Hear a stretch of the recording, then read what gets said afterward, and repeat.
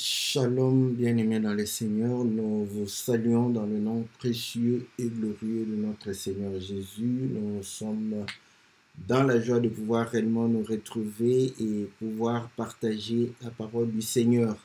C'est lundi et chaque lundi, c'est votre émission Louons l'Éternel, une émission qui vous est présentée par votre bien-aimé, le pasteur Philippe Mukenge, une émission qui traite des cantiques.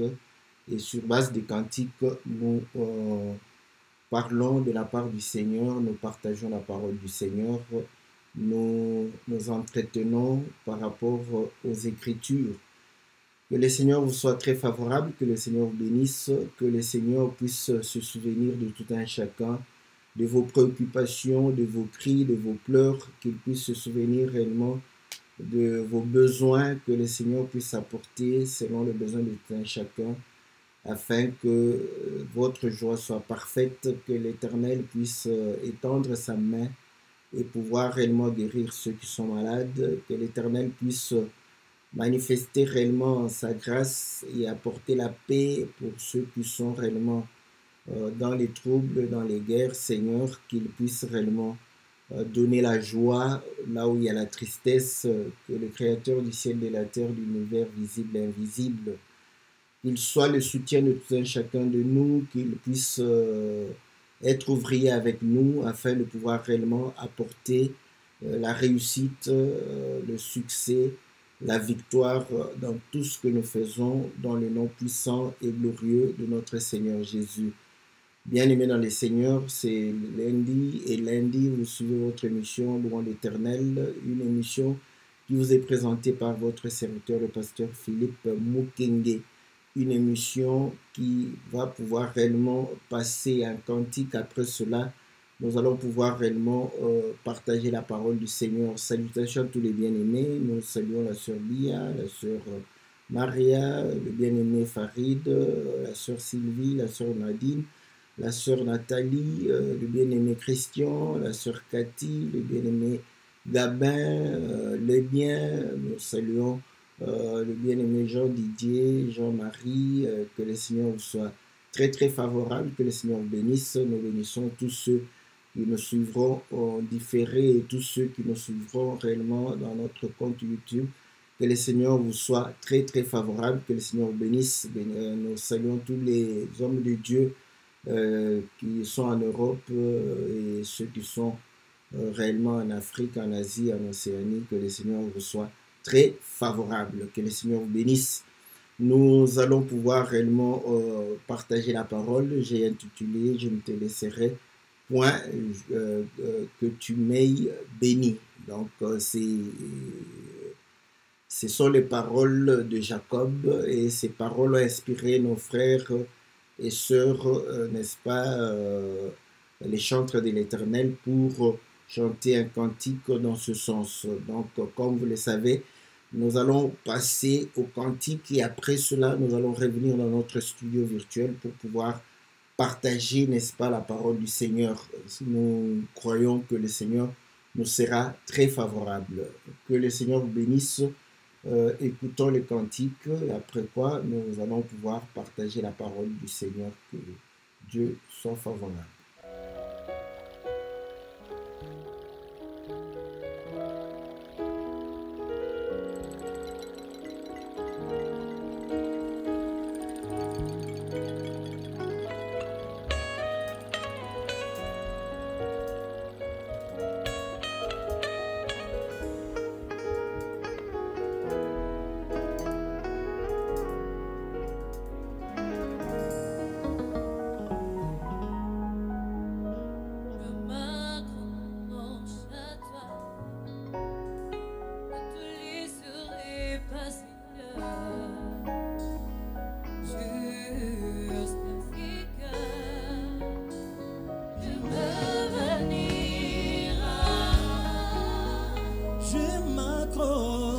À toi, je ne te laisserai pas, Seigneur, jusqu'à ce que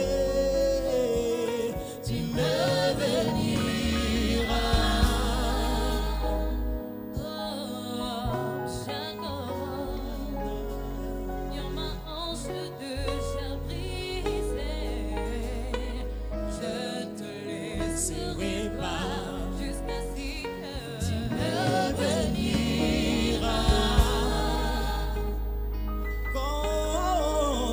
tu m'aimes. Je ne cesserai pas de crier, fils de David, aie pitié de moi jusqu'à ce que tu me béniras.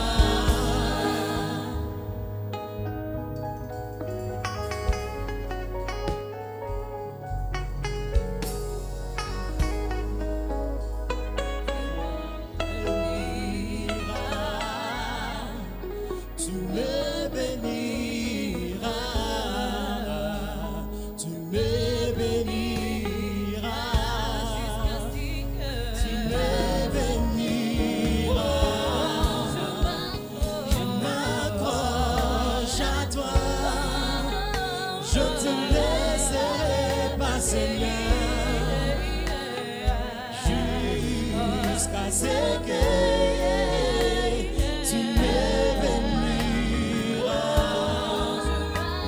Je m'accroche à toi, je te laisserai pas, Seigneur,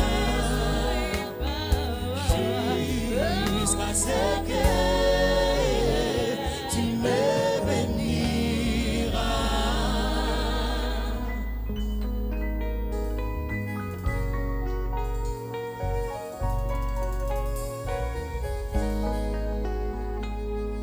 La bénédiction de l'Éternel qui enrichit, elle ne se fait suivre d'aucun chemin.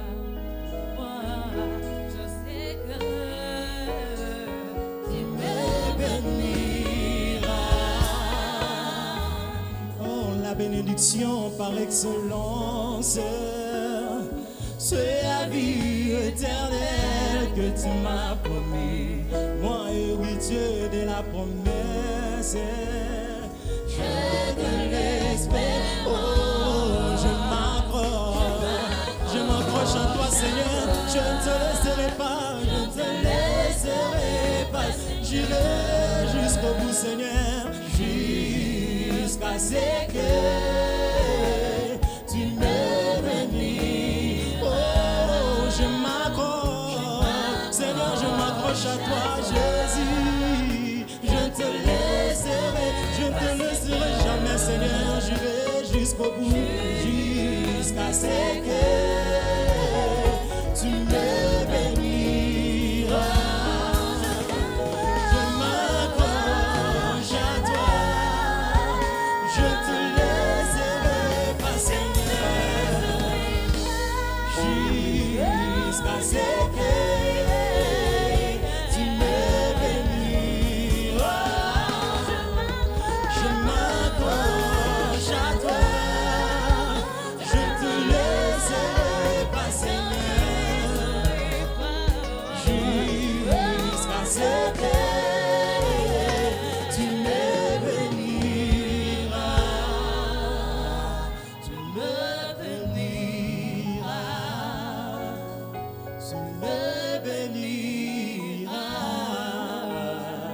Tu me béniras.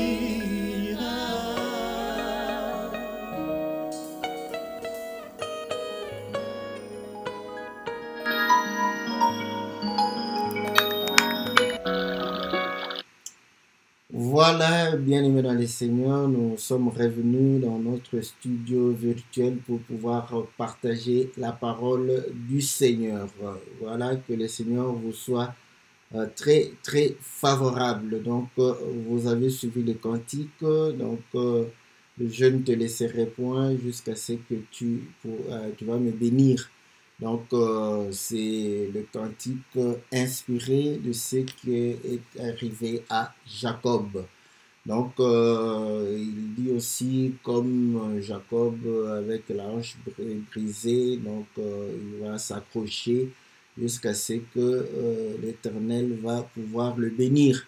Et comme Bartimée, il va pouvoir crier jusqu'à ce que le Seigneur va pouvoir le guérir. Donc, voilà ce que le cantique en résumé est en train de pouvoir dire. Et comme nous nous sommes intéressés à cette partie où il est dit que je ne te laisserai pas jusqu'à ce que tu m'aies béni, donc nous allons pouvoir réellement parler de cela.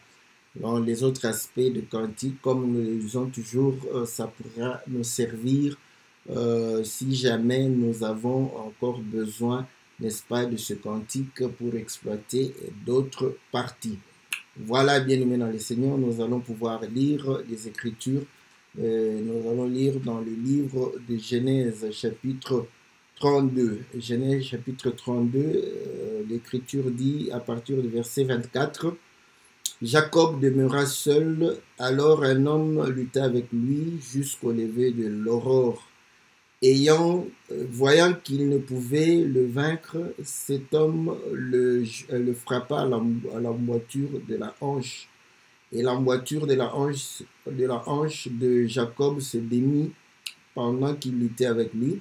Il dit, « Laisse-moi aller, car l'aurore se lève. » Jacob répondit, « Je ne te laisserai point aller, que tu m'aies béni. » Il dit, « Quel est ton nom ?» Il répondit, « Jacob. » Il dit encore, « Ton nom ne sera plus Jacob, mais tu seras appelé Israël, car tu as lutté avec Dieu et avec des hommes, et tu as été vainqueur. » Jacob l'interrogea encore en disant, « Fais-moi, je te prie, connaître ton nom. » Il répondit, « Pourquoi demandes-tu mon nom ?» Et il le bénit là. Jacob appela ce lieu du nom de Péniel, car, dit-il, j'ai vu Dieu face à face, et mon âme a été sauvée. Le soleil se leva lorsqu'il passa Péniel. Jacob boitait de la hanche. C'est pourquoi jusqu'à ce jour les enfants d'Israël ne mangent point le tendon qui est à l'emboîture de la hanche, car Dieu frappa Jacob à l'emboîture de la hanche au tendon. Que le Seigneur bénisse la lecture de cette parole, et comme nous savons que le Seigneur fait toujours grâce pour que nous puissions avoir l'explication de ces choses, sinon cette lecture ne nous servira pratiquement à rien. Donc, comme vous le savez, Jacob va pouvoir avoir une surprise. Il était où? Dans sa tente certainement, parce que s'il était dehors, il comprenait qu'il avait ses enfants avec lui, il avait réellement un nombre de gens qui faisait qu'il était en train de pouvoir marcher. Peut-être que ces gens pouvaient intervenir pour lui, mais il était dans sa tente et il y a un homme qui va commencer à lutter avec lui. Ils vont lutter jusqu'à ce qu'il va pouvoir voir qu'il ne pouvait pas le vaincre. Il va lui donner un coup, n'est-ce pas, à la hanche, à l'emboîture de la hanche. Et Jacob va pouvoir réellement continuer à lutter, à s'accrocher, et l'homme va lui dire de le laisser. Jacob dit que, en tout cas, maintenant j'ai besoin de ta bénédiction. Et c'est là où nous disons que comment Jacob qui lutte et qui demande encore la bénédiction de la part de cet homme. C'est comme ça que nous disons toujours que, vous voyez, quand vous lisez, quand vous vous bagarrez avec quelqu'un, je ne crois pas que vous allez demander à cette personne de vous bénir. Donc, c'est comme ça que nous disons que la lecture intellectuelle peut nous amener à raisonner autrement, mais lorsque nous lisons, nous savons que ces choses sont des choses de Dieu qui se sont réalisées pour nous enseigner, pour pouvoir parler du Seigneur. Et vous allez comprendre que il se rendra compte que c'était Dieu. Voilà pourquoi il donna sur le lieu le nom de Péniel, parce qu'il dit que j'ai vu Dieu face à face et mon âme a été sauvée. Donc, et la Bible confirme que Dieu le frappa, donc c'était Dieu dans la chair qui va pouvoir le frapper. Donc, nous comprenons que Dieu a porté une chair et Dieu est allé chez Jacob et va commencer à pouvoir se battre avec Jacob et pouvoir briser sa hanche et pouvoir changer son nom. Et il va lui donner le nom d'Israël et il dira, ce nom c'est parce que tu as combattu avec Dieu et avec les hommes et tu as été vainqueur. Mais logiquement, vous allez comprendre que c'est lui qui a été,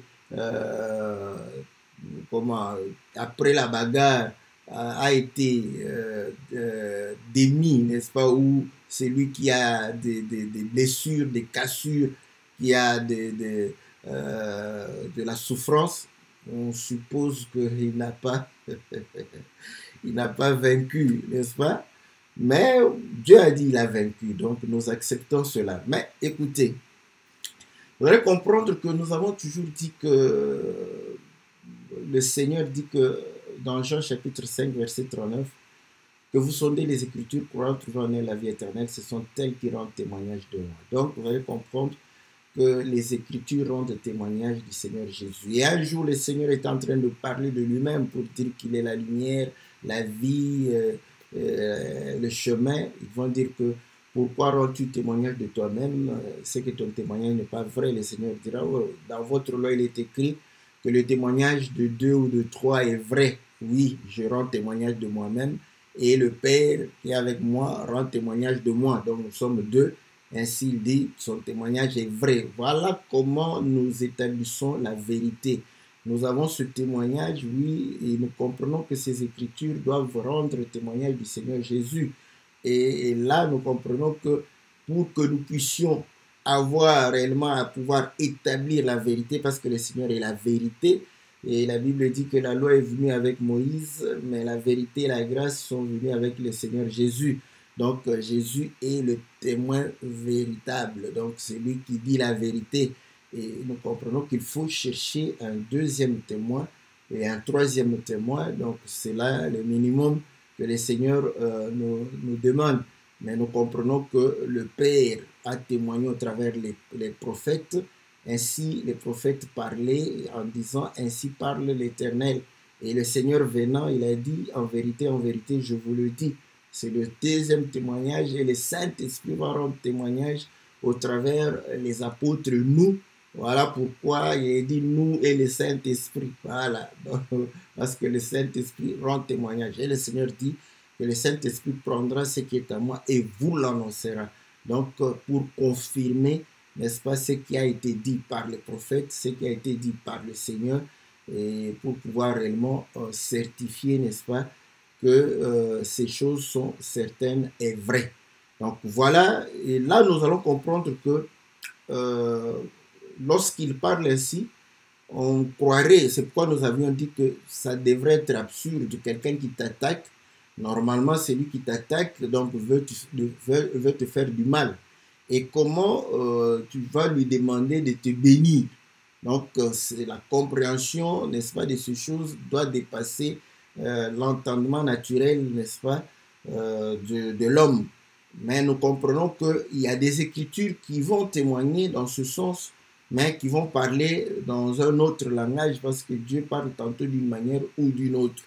Donc prenons une loi de Moïse dans le livre de Exode au chapitre 21, Exode chapitre 21, au verset 18, la Bible dit ceci, si des hommes se querellent, voilà, donc ils se battent, et que l'un d'eux frappe l'autre avec une pierre ou avec le poing. Donc nous voyons que deux hommes se querellaient là-bas, deux hommes se battaient, n'est-ce pas, dans Genèse chapitre 32, et Jacob et l'autre, c'est Dieu. Dieu dans la chair, ah, ça c'est bien, j'aime ça. Dieu a porté la chair et il est venu combattre Jacob. Et nous comprenons qu'ici, la Bible nous dit que si des hommes se querellent et que l'un d'eux frappe l'autre, donc ici nous voyons qu'il n'y a que deux hommes qui vont se battre avec une pierre ou avec le poing sans causer sa mort, mais en l'obligeant à garder le lit. Celui qui aura frappé ne sera point puni dans le cas où l'autre viendrait à se lever et à se promener dehors avec son bâton. Seulement, il le dédommagera de son interruption de travail et il le fera soigner jusqu'à sa guérison. J'aime ça, j'aime ça. Voilà. Et vous allez comprendre que si vous lisez, bon, vous pouvez toujours m'aider, hein, je suis en train de lire la Bible, je les lis presque tout le temps, j'ai déjà lu, ben, je peux oublier parce que ça fait longtemps que j'avais lu toute la Bible et relis la Bible. Maintenant, je lis des parties. Donc, mais je ne crois pas avoir, n'est-ce pas, parce que Jacob s'est querellé avec Dieu avant que Moïse ne donne la loi.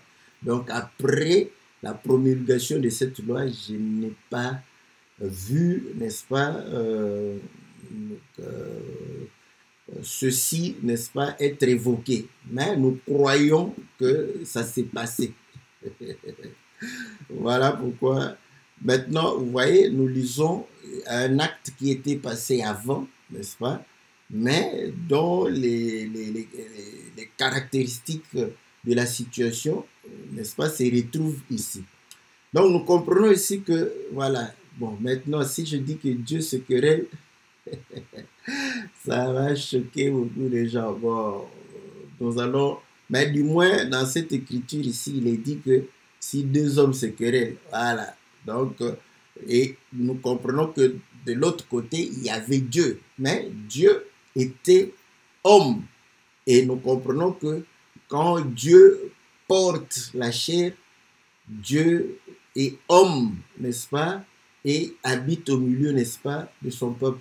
Voilà pourquoi il a dit que vous allez me construire le tabernacle, vous allez pouvoir réellement me construire la tente, je serai au milieu du peuple. Or, la tente, n'est-ce pas, c'est le corps, tel que Paul le dit, n'est-ce pas, dans 2 Corinthiens chapitre 5.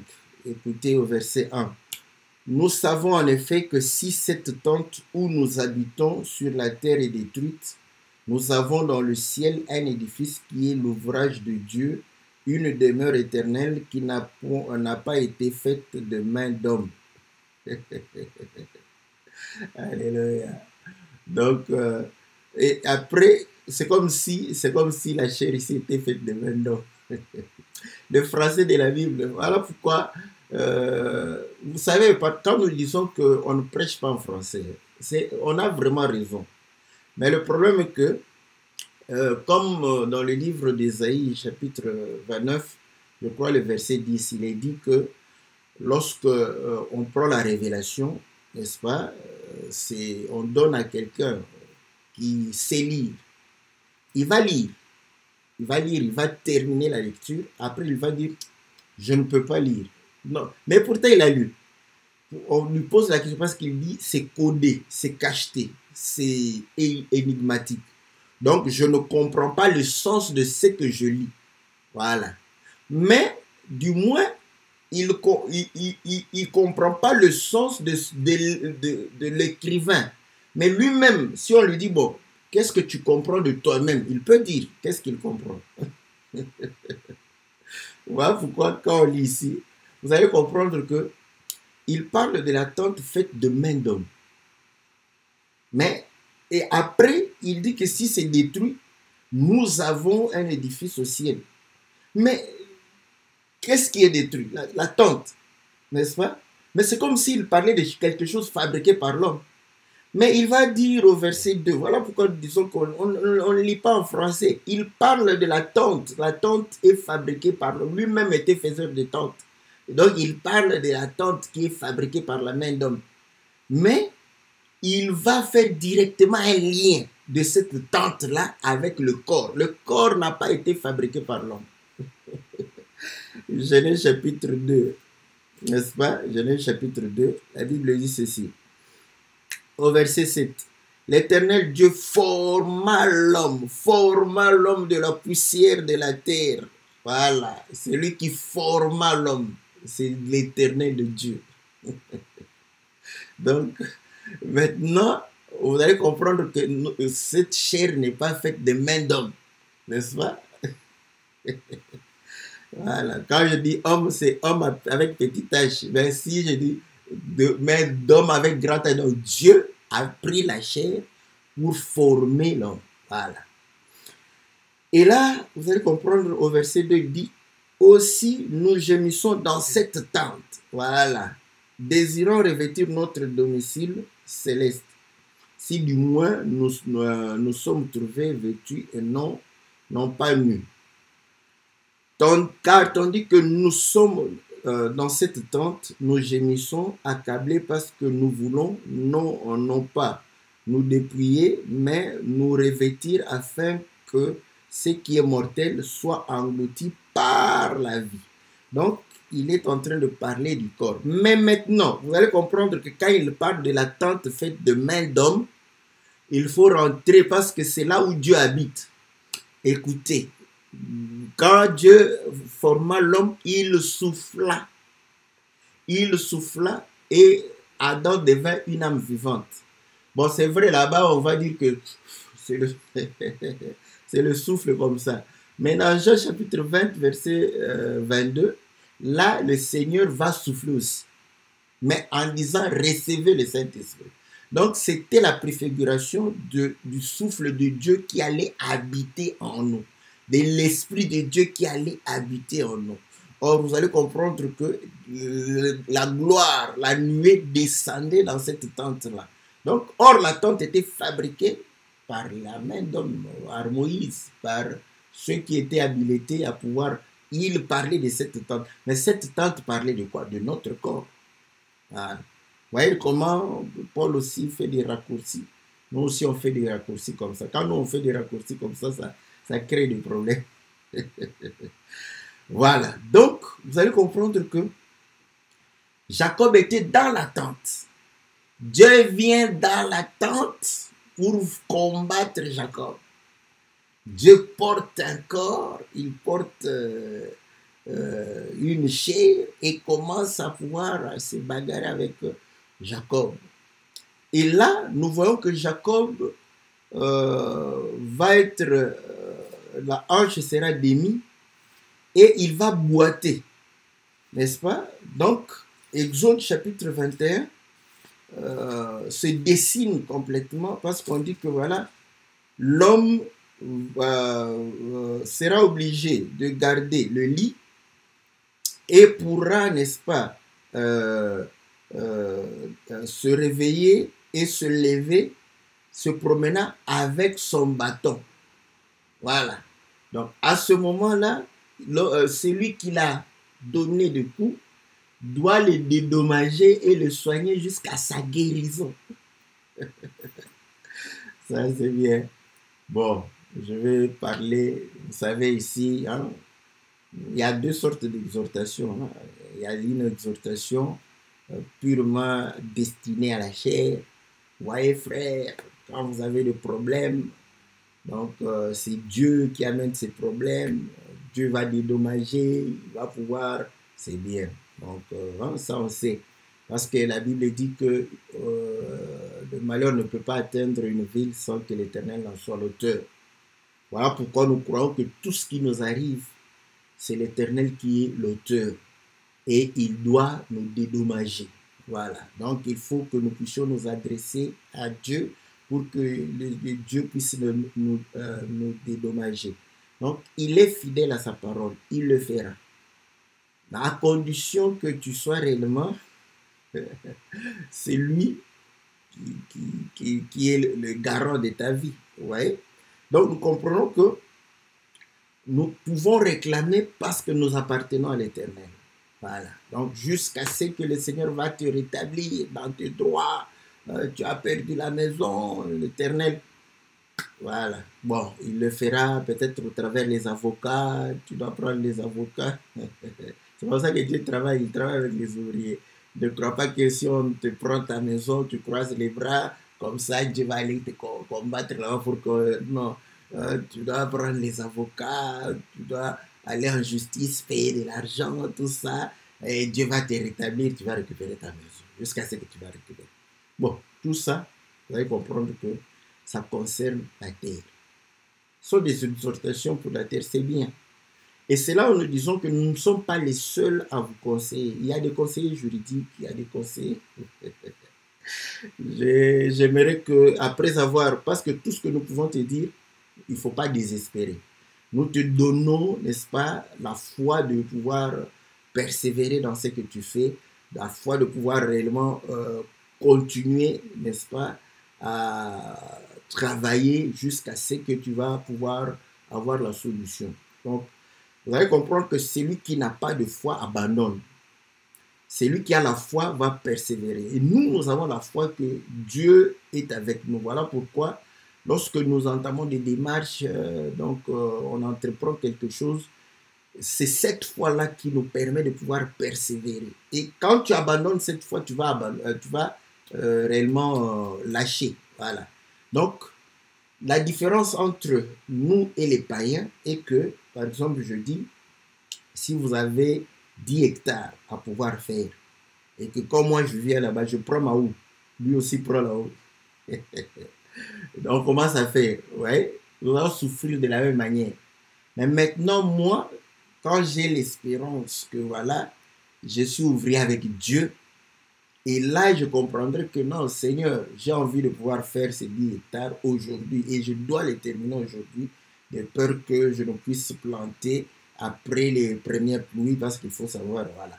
Donc, mon problème est que je vais pouvoir commencer à demander, n'est-ce pas, à Dieu de me donner la force. Et comme je sais que Dieu va me donner la force, c'est cet attachement-là qui va me donner la force de pouvoir continuer. Par contre, lui, je ne sais pas ce qu'il croit, il va certes, quand il est fatigué vraiment, donc quand la fatigue, il va pouvoir abandonner. Voilà pourquoi eux aussi, pour avoir un peu de force, ils vont chez les féticheurs. Voilà pourquoi vous allez comprendre que si nous sommes 3 personnes, moi qui crois à la parole du Seigneur, qui prie Dieu, et 2 païens, un païen qui ne prie pas Dieu et ne va pas chez les féticheurs, et un autre païen qui ne prie pas et qui va chez les féticheurs. Vous allez comprendre que moi et le païen qui va chez les féticheurs, nous pouvons exprimer une certaine persévérance. Pourquoi? Parce que nous croyons en quelque chose. Je me rappelle, il y avait quelques joueurs, je le dis parce que j'ai vécu ça. Ça, ce sont des choses. Il y avait quelques joueurs d'une équipe du Congo. Là. Ces joueurs-là, donc, dès qu'il joue, même s'il ne joue pas bien, parfois l'entraîneur trouve que non, mais il ne joue pas bien. Il veut le changer. Quand ce joueur-là va dire aux supporters que non, j'ai 2 buts. Les supporters vont dire à l'entraîneur qu'il ne sorte pas, laisse-le là-bas. Ouais? Donc, par contre, il n'a pas l'occasion de pouvoir marquer. Il sait simplement que le féticheur lui a dit qu'il va marquer 2 buts. Donc, c'est cette espérance-là qui lui fait dire que non, je dois continuer à jouer. Et maintenant, quand il voit que l'entraîneur veut le faire sortir, il dit au public que non, aujourd'hui, moi, j'ai 2 buts. Donc, vous allez comprendre que c'est ça qui lui donne la force de pouvoir continuer. Mais il va chez les féticheurs, pourtant les féticheurs le mentent, n'est-ce pas? Nous avons compris que les féticheurs le mentent. Pourquoi? Parce que lorsqu'ils sont venus jouer avec les Européens, tous ces féticheurs-là qui leur ont promis des buts, ils sont arrivés au terrain là-bas, ils n'ont rien marqué comme moi. Donc, mon équipe est venue, ça n'a rien marqué. Donc, vous allez comprendre que ce sont des aventuriers. Mais ils y croient. Donc, pendant qu'ils y croient à un mensonge, ça les motive. Or, nous croyons à la vérité. Voilà pourquoi vous allez comprendre que quelqu'un qui croit à la parole de Dieu n'a pas l'attitude d'abandonner. Non, il n'a pas l'attitude d'être abattu. Il n'a pas l'attitude de pouvoir être découragé. Non, parce qu'il sait. Il sait que non, tant que la situation n'est pas résolue et que tant qu'il y a encore la possibilité de pouvoir chercher une solution, je le ferai parce que Dieu est avec moi. La petite porte là, Dieu va pouvoir me soutenir pour trouver. Voilà. Ok? Bon, j'espère que ça c'est une exhortation pour voilà. Donc, je fasse ça. Voilà. Ça, je le dis, je l'ai exhorté parce que parfois, non, mais vous n'aimez pas nous exhorter, tout ça. Hein, je vous dis que quand tu as un problème parcellaire, va trouver un conseiller juridique. Il va te conseiller mieux que moi. Moi, je vais t'encourager pour dire que voilà, comme on t'a fait de l'injustice et que notre Dieu est juste, il te rendra justice. Donc, voilà. maintenant, le conseiller juridique, là, Dieu va l'utiliser pour que vous puissiez entrer dans vos droits. Voilà. Mais vous allez comprendre une chose. Comme le Seigneur dit, si vous ne comprenez pas les choses terrestres, comment comprendrez-vous les célestes? Voilà. Donc, il nous parle à la manière des hommes pour pouvoir réellement nous faire comprendre les choses célestes. Voilà. Nous avons parlé aussi à la manière des hommes pour dire que voilà ta situation, tout ça. Comprends que c'est Dieu qui a amené, c'est Dieu qui a apporté, comme il a apporté, n'est-ce pas, le problème dans la hache de Jacob. Il doit réparer, il va réparer jusqu'à la guérison, jusqu'à ce que tu sois rétabli. Voilà, donc c'est ce que nous avions dit. Mais écoutez, comme nous avions dit que ces choses parlent par rapport au Seigneur et le Seigneur parlait par rapport au royaume des cieux. Voilà pourquoi tout le temps qu'il sortait pour enseigner, il disait le royaume des cieux est semblable. Donc le royaume des cieux est semblable à deux hommes qui se battent et l'un est réellement tabassé et doit garder le lit. Il va se lever et pouvoir réellement marcher avec le bâton et sera dédommagé jusqu'à sa guérison. Voilà, ça c'est bon. Maintenant, vous allez comprendre qu'il s'agit des choses concernant le royaume des cieux. Voilà. Et là, c'est là où Jacob nous donne réellement, parce qu'il s'agit de Dieu qui vient le combattre. Et Dieu va pouvoir réellement changer son nom et lui va demander à Dieu de pouvoir le bénir. Et comme dans le cantique, on a dit, la bénédiction, c'est la vie éternelle. Ils ont chanté cela parce que ça a été chanté dans les psaumes, psaume 133, n'est-ce pas? C'est l'écriture que les gens aiment bien. Il est doux et agréable aux frères de pouvoir demeurer ensemble, n'est-ce pas? Pourquoi? Parce que c'est là où Dieu, n'est-ce pas, envoie l'huile, donc il envoie aussi la rosée au chapitre 3, au verset 3. C'est comme la rosée de l'Hermon qui descend sur les montagnes de Sion, car c'est là que l'Éternel envoie sa bénédiction, la vie pour l'éternité. Voilà. Donc, Jacob est en train de demander la bénédiction. Écoutez, maintenant, toute la bénédiction qui lui a été donnée, c'était le changement de nom. Dieu ne l'a pas béni avec des troupeaux, Dieu ne l'a pas béni avec des enfants, parce que Jacob avait déjà des enfants, n'est-ce pas? Je ne sais pas si Benjamin était déjà né. Ouais. Donc, il avait déjà au moins 11 enfants. Donc, Dieu ne l'a pas béni avec les enfants. Dieu ne l'a pas béni avec le mari parce qu'il avait déjà 4 femmes. Alléluia. Et il dit à Dieu, bénis-moi. Et pourtant, il avait tout. Il avait les biens, il avait les femmes, il avait les enfants, il avait la santé. Qu'est-ce qu'il avait? Qu'est-ce qu'il pouvait encore chercher? Il cherche la bénédiction. Ça, c'est bon. Vous voyez? Mais si vous comprenez simplement que la bénédiction, il s'agit de biens matériels, quand vous les aurez, vous n'allez plus demander à Dieu de vous bénir. Jacob avait tout. Mais il dit, bénis-moi, parce qu'il a compris que, oh là là là là, qui est venu ici me troubler comme ça? Il veut ma mort, il veut ma mort, il veut ma mort, il veut ma mort. L'homme voulait la mort de Jacob. Et Jacob comprend, il dit, non, non, non, non, si je meurs, j'ai besoin de la résurrection. Voilà. Il dit, bénis-moi, bénis-moi. Vous allez comprendre. Parce que vous allez comprendre que il va pouvoir, et Exode vient nous donner, c'est comme ça qu'on dit le témoignage de Dieu, pour démontrer que Jacob devait garder le lit. Comment nous savons que, parce que quand il va se lever, on dit qu'il boitait. Voilà. Or, dans Exode chapitre 21, on nous donne un élément. Quand il boite, là-bas on ne voit pas le bâton. Et voilà, il avait le bâton. Alléluia. Parce qu'il avait un problème. Vous savez, quand vous allez à l'hôpital et que vous avez la hanche qui vous... on va vous donner des béquilles. Voilà, voilà. Il avait le bâton pour pouvoir s'appuyer, n'est-ce pas? Et là, toute la bénédiction était le changement de nom. Voilà. Que Dieu te bénisse s'il te change seulement le nom. Ah là là, je crois que tu ne seras pas trop content. Et pourtant, il faut être content quand Dieu te change le nom. Et vous allez comprendre une chose, que Dieu va le bénir en changeant le nom. Après cela, Jacob dit, dis-moi ton nom. Dis-moi ton nom, dis-moi ton nom. Jean chapitre, vous voyez, il a demandé la bénédiction. Psaume 133 dit au verset 3 que la bénédiction c'est la vie pour l'éternité. Et Jacob comprend que non, pour que j'ai la vie, je dois connaître le nom. Et l'autre lui dit, mais pourquoi tu me demandes le nom? Il est béni simplement, il dit, bon, prends la bénédiction. Je ne dois pas le révéler maintenant. Écoutez maintenant, dans Jean chapitre 17. Jean chapitre 17. Au verset 3, la Bible dit ceci. Or, la vie éternelle, c'est qu'ils te connaissent, toi le seul vrai Dieu et celui que tu as envoyé, Jésus-Christ. Je t'ai glorifié sur la terre et j'ai achevé l'œuvre que tu m'as donnée à faire.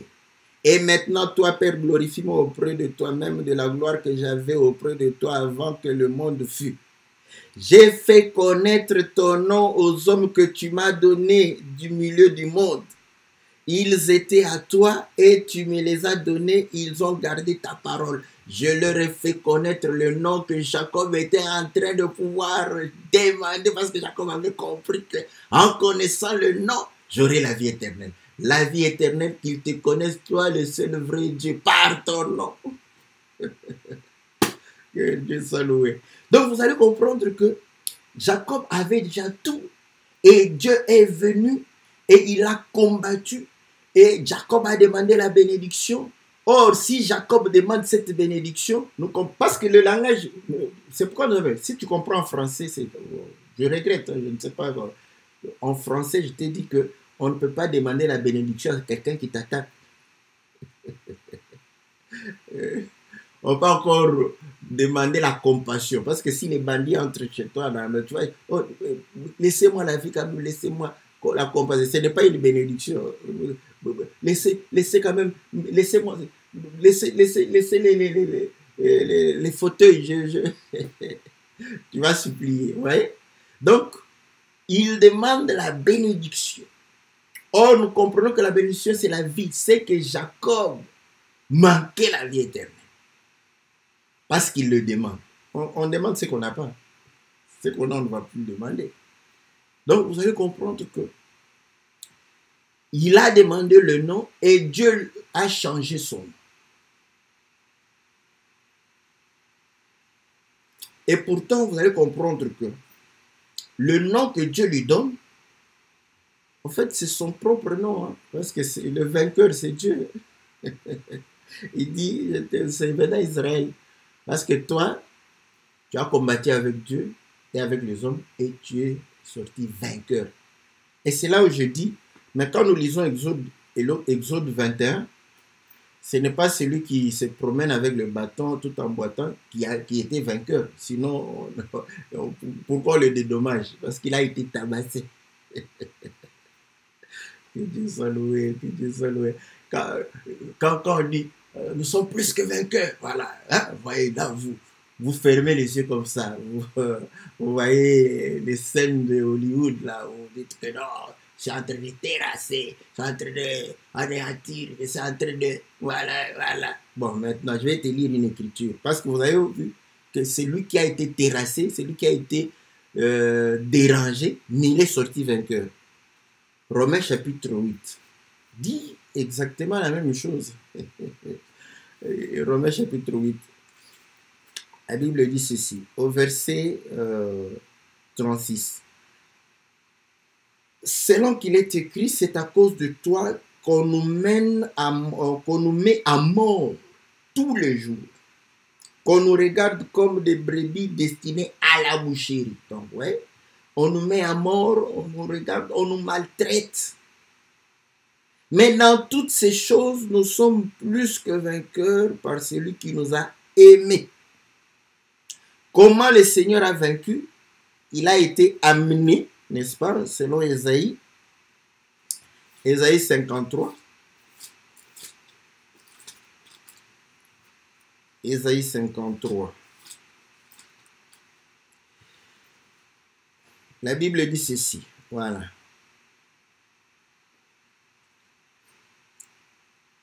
Au verset 2. Il s'élevait devant lui comme une faible plante, comme un rejeton qui sort d'une terre desséchée. Il n'avait ni beauté ni éclat pour attirer nos regards, et son aspect n'avait rien pour nous plaire, méprisé et abandonné des hommes. Homme de douleur et habitué à la souffrance, semblable à celui dont on détourne le visage, nous l'avons dédaigné et nous avons fait de lui aucun cas. Cependant, ce sont nos souffrances qu'il a portées, c'est de nos douleurs qu'il s'est chargé, et nous l'avons considéré comme puni, frappé de Dieu, humilié. Jacob a été frappé par Dieu. Vous voyez, Dieu l'a frappé. Dieu l'a humilié. Mais il était blessé pour nos péchés. Voilà.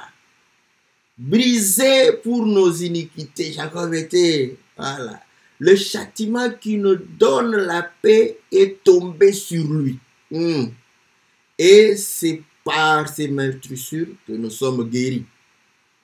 Nous étions tous errants comme des brebis, chacun suivait sa voie, et l'Éternel a fait retomber sur lui l'iniquité de nous tous. Il a été maltraité et opprimé, il n'a point ouvert la bouche, semblable à un agneau qu'on mène à la boucherie, à une brebis muette devant ceux qui l'attendent.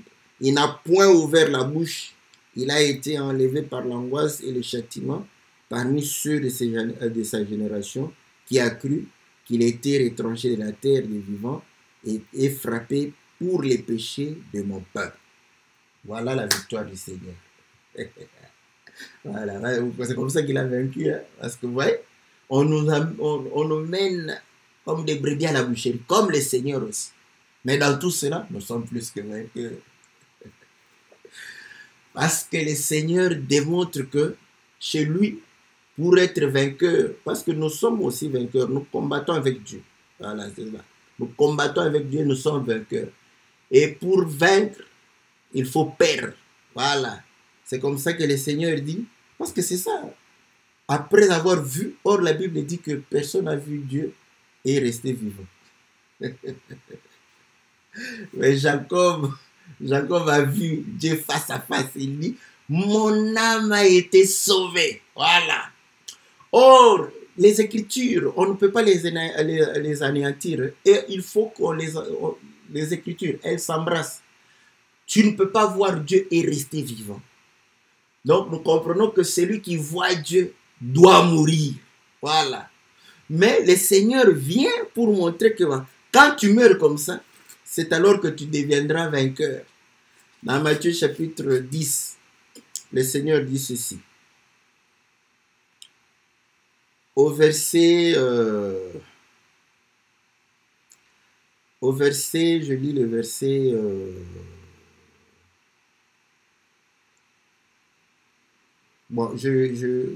le verset 38. Hein. Celui qui ne prend pas sa croix et ne me suit pas n'est pas digne de moi. Celui qui conservera sa vie la perdra. Celui qui perdra sa vie à cause de moi la retrouvera. Alléluia. Voilà.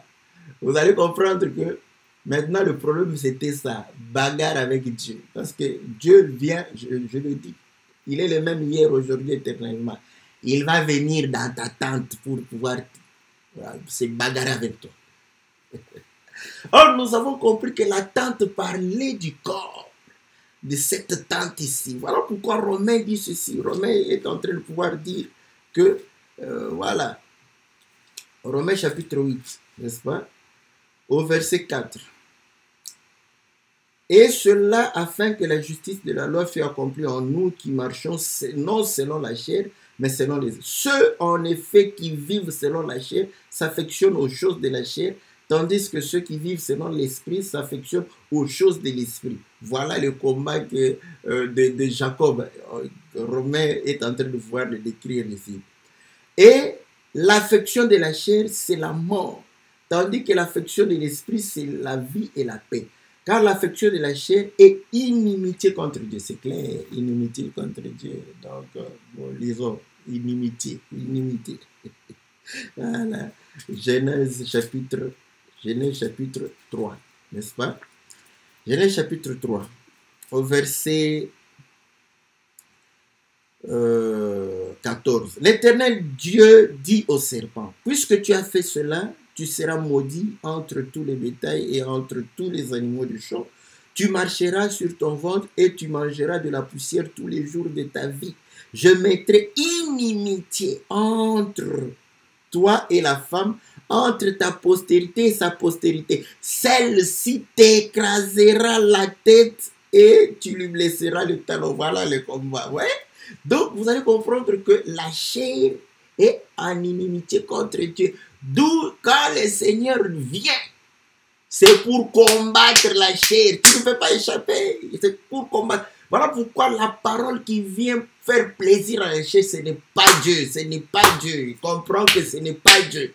Si tu entends une parole qui fait plaisir à ta chair, ce n'est pas Dieu. Parce que Dieu, s'il te visite comme il a visité Jacob, comprends que c'est la bagarre. Il va se bagarrer avec toi. Il va pouvoir t'anéantir.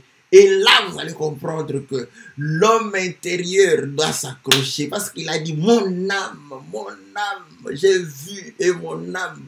Jacob, vous comprenez que le Jacob qui luttait et qui s'accrochait, c'était l'homme intérieur.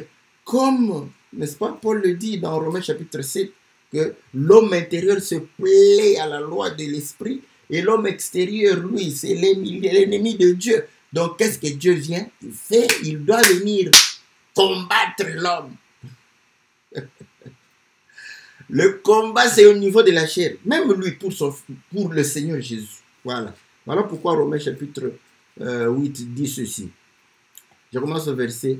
Vous lisez chapitre 7, hein, tous les chapitres 7, il dit ceci. Il n'y a donc maintenant aucune condamnation pour ceux qui sont en Jésus. Verset 1. En effet, la loi de l'esprit de la vie en Jésus-Christ m'a affranchi de la loi du péché et de la mort. Car chose impossible à la loi, parce que la chair la rendait sans force, Dieu a condamné le péché où? Dans la chair. En envoyant à cause du péché son propre fils dans une chair semblable à celle du péché, parce qu'il va... Voilà pourquoi il a pris la chair. Parce que vous voyez, parce qu'il voulait condamner le péché dans la chair, il a pris la chair. Il sait que le péché... Voilà, quand on rentre dans Genèse, chapitre 3 où on a lu, on dit au serpent, tu ramperas, tu mangeras la poussière. La nourriture du serpent, c'est la poussière. Et en continuant plus, il dit à l'homme, tu es poussière, tu retourneras à la poussière. La nourriture du serpent, c'est la poussière qui est l'homme. Or, cette poussière, c'est la chair. Voilà pourquoi la nourriture du Seigneur, c'est la volonté de Dieu. Et la nourriture de Satan, c'est la chair. Et ce que le Seigneur a fait, il a porté une chair pour faire quoi? Porter nos péchés et condamner quoi? Le péché dans la chair. Voilà pourquoi, même lui, on a pris sa chair. Parce qu'il ne pouvait pas échapper à la croix. Ésaïe nous dit, bon, là-bas vous allez dire, les Romains l'ont tué, tout ça. Oui, nous disons Amen. Parce que moi, je crois à toutes les Écritures. Hein. Vous savez que moi, je n'aime pas faire combattre les Écritures. Les Écritures, ce sont des sœurs. Malgré qu'on a dit que les écailles et les crocodiles, ce sont des frères. Ah oui, je peux utiliser. Les écailles, c'est au féminin. Les Écritures, ce sont des frères. Oui, parce que vous voyez que le français de la Bible, c'est les Écritures, ce sont des frères qui s'embrassent. Voilà. Donc, quand vous dites qu'il a été livré chez les impies pour que les impies le tuent, j'ai dit Amen. Quand tu vas dire que non, mais c'est Israël qui a tué, j'ai dit Amen. Et quand tu vas dire que non, mais ce sont les Romains et les Juifs qui l'ont tué, j'ai dit Amen. Parce qu'il y a des Écritures pour ça. Et maintenant, vous allez comprendre que même les apôtres ont dit que Hérode et Ponce Pilate se sont ligués avec le peuple et les nations pour crucifier le Seigneur selon tes desseins. Là, nous comprenons que Dieu lui-même est aussi, n'est-ce pas, auteur de la mort du Seigneur. Ésaïe le dit, frappé de Dieu. Voilà. Donc Dieu devrait le frapper. Pourquoi? Parce que le péché était dedans. Il faut frapper pour le délivrer du séjour de mort. Voilà pourquoi Dieu vient te combattre. Maintenant, pas quand il te combat, tu fuis. Tu fuis. Oh là là là là là là. Tu fuis. Oh, vos choses sont dures. Je ne peux pas rester. Vous voyez, nous devenons des vieilles. Mais vous voyez, mais on est en train de... Parce que la chair, quand la chair brille comme ça, tu vas comprendre que le péché va pouvoir réellement monter dans ton cœur. Écoutez, vous allez comprendre que les hommes, n'est-ce pas, beaux, hein, les hommes beaux, ils pêchent facilement à cause de leur beauté. Quand ils regardent. Mais un homme qui sait qu'il est vilain, il se met à garder-vous, il est là. Il ne bouge pas pour être des tentations. Lui-même, il sait, je ne suis pas joli, je ne suis pas beau.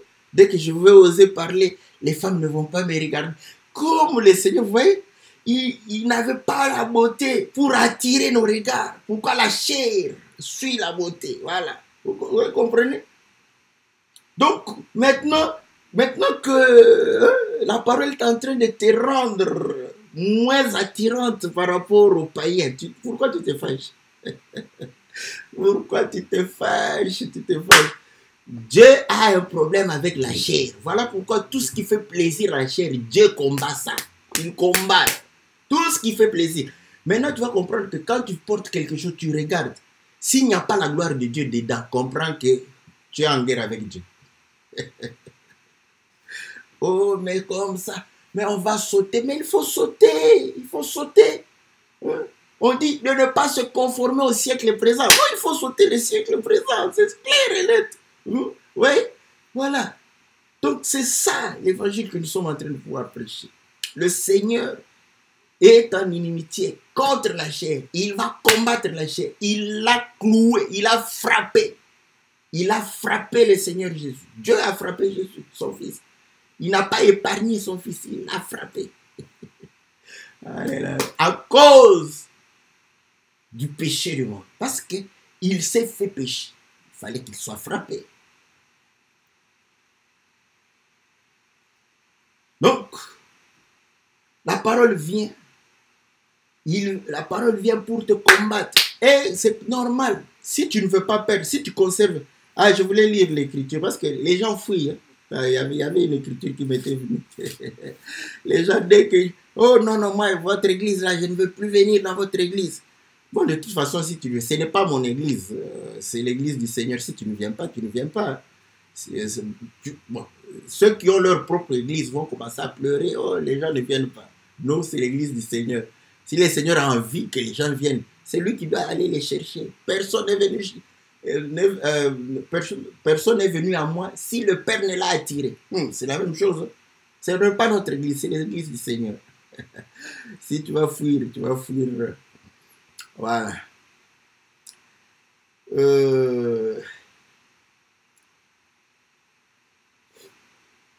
Je cherche l'écriture. Est-ce que je vais trouver ici? Je vais le chercher en Ésaïe, je crois. Ici, je n'ai pas l'expression que je cherche, n'est-ce pas? Mais je lis. Comme ça, je vais chercher ça en Ésaïe. 1 Pierre chapitre 2. Parce que je crois en Ésaïe, on dit qu'on n'ait pas hâte de la fuir. Car il est dit dans l'Écriture, voici, je mets en Sion une pierre angulaire choisie et précieuse, et celui qui croit en elle ne sera point confus. L'honneur est donc pour vous qui croyez, mais pour les incrédules, la pierre qu'ont rejeté ceux qui bâtissaient est devenue la principale de l'angle. Une pierre d'achoppement et un rocher de scandale. Voilà. Ouais.